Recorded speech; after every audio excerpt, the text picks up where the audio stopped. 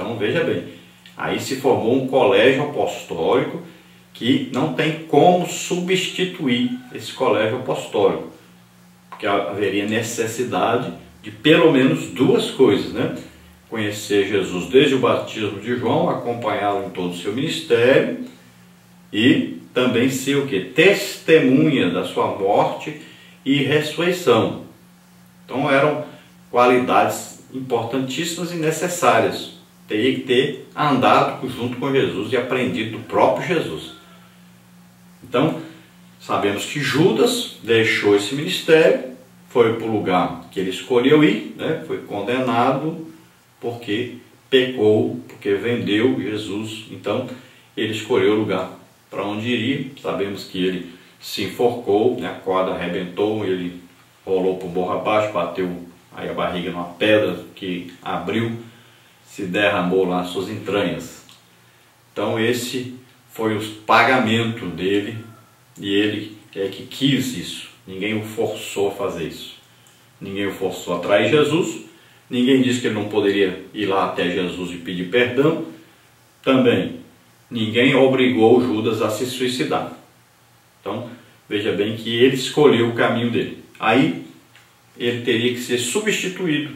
E Pedro, então, na reunião que tiveram antes de eles receberem o batismo com o Espírito Santo, Pedro então convoca ali os discípulos e diz: olha, está escrito na palavra de Deus que deveria ser substituído esse que traiu Jesus. Então vamos escolher alguém. Chamaram dois e desses dois escolheram então Matias, que fizeram ali um sistema de sortes, né? Se colocava ali o nome dos dois dentro de uma vasilhinha, balançava e até sair pelo um buraquinho que tinha um orifício nessa vasilhinha, saía uma dessas pedras ou uma dessas tabinhas escritas e esse era escolhido então. Então veja bem que além de ter acompanhado o ministério de Jesus desde o batismo de João, de ser testemunha da sua morte e ressurreição, ainda tinha outro requisito: tinha que ser batizado com o Espírito Santo, porque todos eles foram batizados com o Espírito Santo. E Jesus deu uma ordem bem clara para eles: vocês fiquem em Jerusalém até que do alto vocês sejam revestidos de poder. Depois vocês vão ser minhas testemunhas, tanto aqui em Jerusalém, como na Judéia, Samaria, até os confins da terra. Então, veja bem que foi uma ordem explícita para eles. Então, todo aquele que é enviado por Deus, ele deve ser uma testemunha da obra, da vida de Jesus, da morte de Jesus, da ressurreição de Jesus, mas ele tem também que ser batizado com o Espírito Santo. Então existe hoje aí um problema sério na igreja, porque não existe ensino sobre isso e não existe mais aquela exigência. Então as coisas mais importantes deixaram de ser exigidas e deixaram de ser um critério na hora da escolha de alguém para fazer a obra de Deus ou para ser um ministro na casa de Deus. Então tomemos cuidado com o rumo que a liderança já vai tomando, com o rumo que vai dando as coisas na igreja, sem considerar a palavra de Deus, sem considerar a vontade de Deus, sem considerar a escolha soberana de Deus. Então esses 12 foram escolhidos para desenvolverem a obra. Jesus sabia que o Judas ia trair? Sabia. Sabia que ia ser substituído por Matias? Sabia. Então ele escolheu aqueles 12 e os colocou para continuarem a sua obra e inaugurar então a igreja. A igreja só começou a existir a partir do batismo no Espírito Santo. Aí sim que a igreja começou a existir e desenvolver e evangelizar os povos. Tópico 3, a singularidade dos 12. Então aqui é importante ressaltar que o apostolado dos 12 tem uma conotação bem singular em relação aos demais encontrados em Atos e também nas epístolas paulinas. Então vamos ver que as qualidades aí, as diferenças entre esses 12 primeiros apóstolos e os outros apóstolos que foram surgindo, e até hoje temos aí vários apóstolos. Então primeiro aí, eles foram convocados pessoalmente pelo Senhor. Multidões seguiam Jesus por onde ele passava. Mateus 4:25. E muitos se tornaram seguidores do Mestre. Mas para iniciar o trabalho da grande comissão, apenas 12 foram convocados pessoalmente por ele. Mateus 10:1, Lucas 6:13. Então esses 12 aqui foram convocados pessoalmente por Jesus, dentre os vários discípulos que já haviam ali, dentre os vários apóstolos que já haviam ali. Por quê? Aqueles 70, por exemplo, eram apóstolos, porque foram enviados pelo próprio Jesus para pregar o Evangelho. Disse, olha, saia por aí, de 2 em 2, expulse os demônios, lá, visita as casas e tal, cure os enfermos, foi dado ordem, foram enviados por Jesus. Agora, dentre todos esses, Jesus escolheu 12 e disse, esses aqui são apóstolos. Veja bem. Então esse apóstolo aqui é diferente. Foi separado dentre outros e formou então um colégio apostólico aqui, um grupo de 12 e que foram separados diretamente por Jesus. Então veja bem, é diferente do apostolado dos outros, tanto daqueles outros que Jesus já havia enviado, como dos outros que foram surgindo a partir daí até os dias de hoje. Em segundo lugar, eles andaram com Jesus durante todo o seu ministério, desde o batismo do Senhor até a crucificação. Os 12 andaram com o Mestre, aprenderam e conviveram com ele. Marcos 6:7, João 6:66, 71, Atos 1:21 a 23. Então veja bem, esses aqui andaram com Jesus desde o início do seu ministério. Eles acompanharam Jesus todo o tempo. Viram ali os milagres que o Senhor fez, ouviu ali as pregações, as mensagens, os ensinos, estiveram com eles ali na oração, participaram de tudo, viram quando ele estava jejuando, eles sabiam onde ele entrava, onde ele saía, para onde ele ia, tudo eles estavam ali presentes. João diz, maravilhado, quando ele de repente volta a pensar nisso, ele fala assim, mas que coisa maravilhosa, nós tocamos no verbo da vida. Já pensou? João pensava, eu comi junto com ele, nós andamos juntos, eu estava ali, quantas vezes abracei Jesus, e ele é Deus, ele que fez todas essas coisas.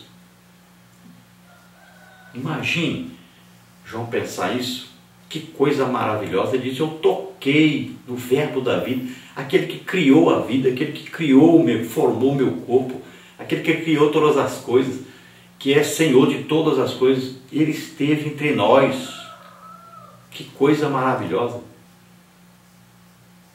É impressionante. Então João se lembrava disso e dizia maravilhado que ele havia tocado em Deus. É uma coisa maravilhosa. Então veja bem que esses 12 eram íntimos de Jesus. Conheciam a fundo sobre Jesus.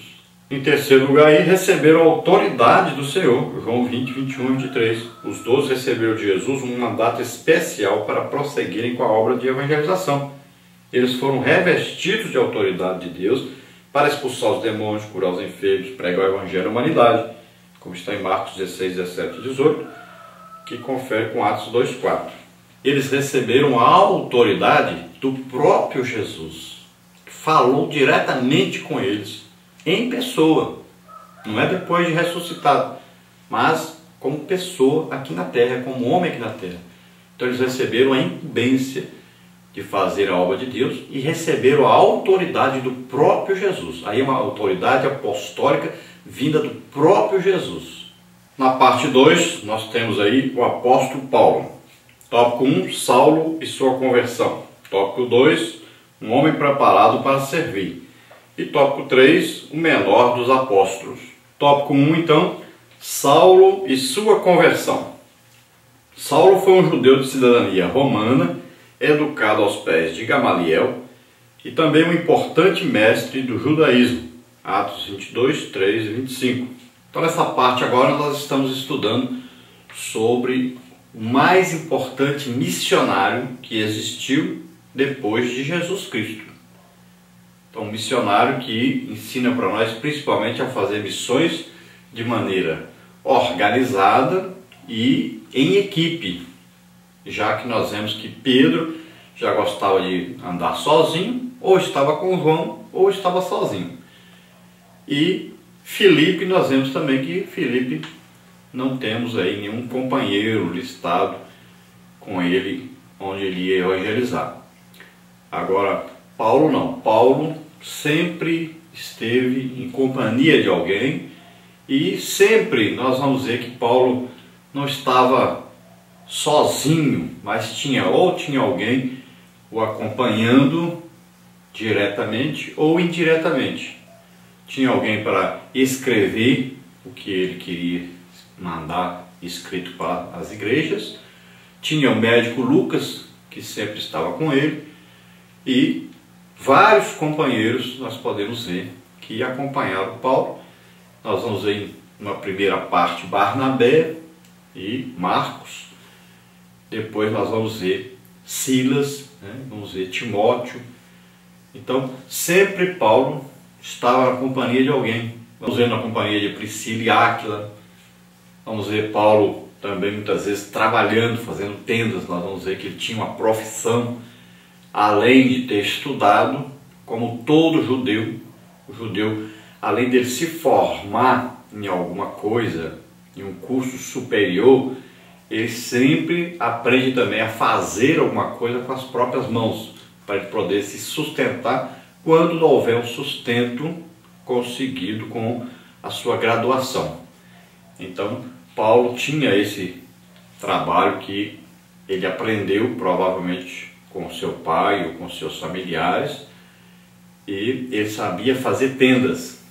Então, quando faltava dinheiro, quando não tinha ninguém para sustentá-lo, para ajudá-lo, ele mesmo se sustentava. Então, Saulo foi um judeu de cidadania romana, educado aos pés de Gamaliel e também um importante mestre do judaísmo. Veja aí Atos 22, 3 e 25. Ele era intelectual, fariseu e foi perseguidor dos cristãos. E nós vamos ver que era um homem muito inteligente, muito estudado. Ele não estudou apenas na sua cidade, na sinagoga de sua cidade, onde havia muitos judeus, mas ele também foi estudar em Jerusalém e aos pés do principal mestre de sua época, um mestre famoso que era Gamaliel. Gamaliel era assim como um substituto de um outro mestre que foi mais famoso ainda, porque Gamaliel era neto de um supremo mestre conhecido que havia morrido há pouco tempo atrás, com mais de 100 anos, que se chamava Hilel. Então, ele tinha o de melhor na educação judaica. Paulo também era um homem conhecido pela sua integridade moral e também conhecido por fazer de tudo para servir a Deus, embora religiosamente sem entendimento, mas ele era capaz de matar, de perseguir, de prender, de fazer qualquer coisa pela sua religião, pelo Deus que ele acreditava que tinha. Então era um homem considerado um homem intelectual, com uma inteligência muito grande, capaz de ser aí um dos mestres futuros do judaísmo, talvez até um substituto de Gamaliel, de tão importante, de tanta dedicação que ele tinha pela sua religião. Nós sabemos que Paulo era fariseu, então extremamente religioso, e aquele tipo de pessoa que achava que cumpria toda a lei e que estava super correto, e um homem de uma fibra terrível, um homem que seria capaz de fazer qualquer coisa pela sua religião e, além disso, se auto-justificava, achava que não tinha problema nenhum, que tinha feito nada de errado, era capaz de matar qualquer pessoa que se voltasse contra os ensinos do judaísmo. Então era extremamente zeloso pela sua religião. Tanto é que perseguiu os cristãos no início do cristianismo, achando que com isso estava fazendo um favor para Deus.